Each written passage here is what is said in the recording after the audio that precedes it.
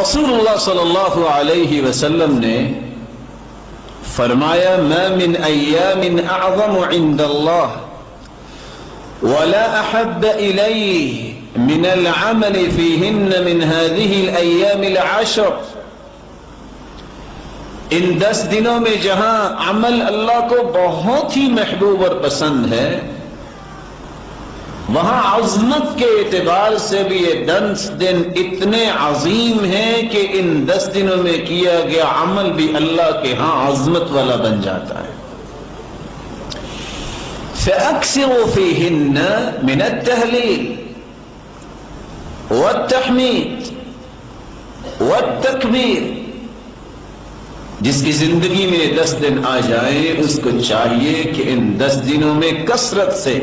لا الہ الا اللہ، الحمدللہ، اللہ اکبر، ان 3 کلمات کو کثرت سے ان 10 دنوں میں پڑھے۔ صحیح بخاری کی شرح لکھنے والے امام ابن حجر اسقلانی رحمۃ اللہ علیہ فرماتے ہیں والذی یظہر ان السبب في امتياز 10 ذي الحجة لمكان اجتماع أمهات العبادة فيه، وهي الصلاة والصيام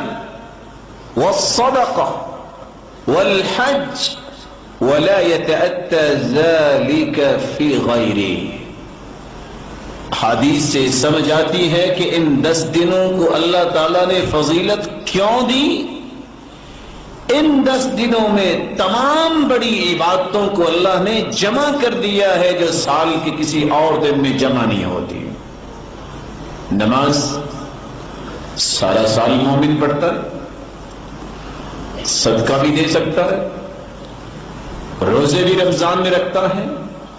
لیکن حج صرف انہی ایام میں ہوتا ہے۔